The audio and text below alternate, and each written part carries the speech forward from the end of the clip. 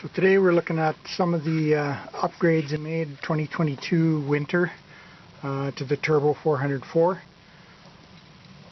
Last year, well, some of the changes for this year: new oil pan completely built from scratch.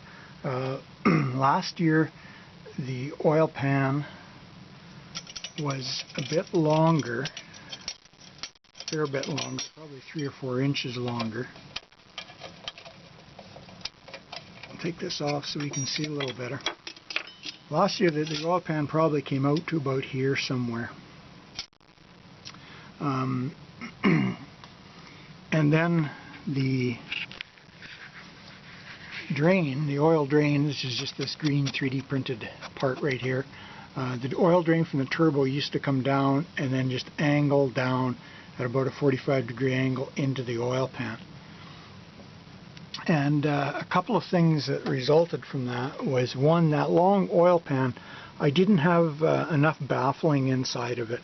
So if I got on the brakes really hard, the oil light would come on. The oil pickup is virtually straight down about here in the oil pan. So all the oil was rushing to the front of the oil pan and then starving the pickup of oil. The second thing that would do is that oil would then push up into the drain and go back up into the turbo, and so I would get I'd get smoking, and that's hard on the turbo seals, having that oil in there. So that was a change for this year. New oil pan. I shortened it up. I put, you can see the stitch welding here. There's a big baffle right inside here. There's another baffle in the back right in here. There's baffling horizontally inside here to contain the oil inside the pan. And then I built this, hard to see, right here. I built this little reservoir. So now the oil drops straight out of the turbo into this reservoir. So there's a bit of volume in there for it. There's a place for the oil level to kind of sit and level and maintain its own level. And then it slowly fills back into this huge 1.5-inch diameter drain hose and back into the oil pan. And there's another baffle right there inside that prevents any oil from coming into the tube under braking. So that was a big change, a lot of work remaking that oil pan again. I added a dipstick this time, so 404 dipstick shortened and then fit into there. Last time I had some clear tubing that came up the side, and you could just measure the oil level looking at the clear tubing. But it worked okay. But I kind of like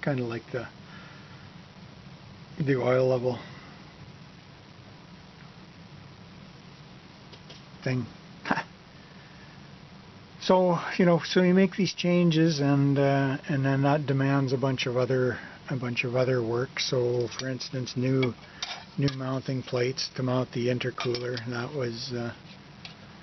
That was required. And same on the other side, had to make a new mount for the other side. The turbo itself, this is just one of those cheap Chinese turbos. I don't know what, ZY21 or something like that. I'm not sure exactly what they call them. $200 or something like that. Well, it did about 15,000 kilometers. But the last 5,000 kilometers, 4,000 or 5,000 kilometers, it was starting to smoke pretty bad at idle. So once the bike got hot, once the oil temperature reached about 200 degrees Fahrenheit and the motor temperature got up to about 300 degrees, it started to smoke at idle. So the seals were going in that. So I just bought a new core. You can just buy the core, which is this part from here to here with the cartridge inside of it, for like $100 Canadian, delivered. So I just bought a new one. For 15,000 kilometers, I guess a real genuine IHI turbo or RB3, which is what this is worth about like $1,000 US, $1,200 Canadian. So I can put on 150,000 kilometers and just keep buying a new turbo core for $100 before I'm up to the price of a genuine one. So for the first 2 seasons I ran an intake that looked like this. So at one time I had O-ring seals on here, just like a stock 404 would have had. Vibration and heat cycles actually cracked this manifold where the throttle bodies were attached to the plates.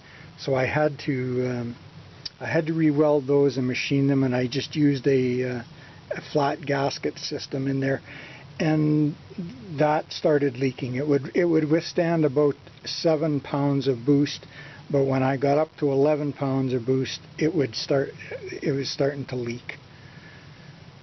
So last year I was unable to maintain boost pressure. It would spike to, well, not a spike, because it was supposed to go to 11. It would go to 11 pounds of boost, and then it would just come back down to about 7. That was about all it would withstand.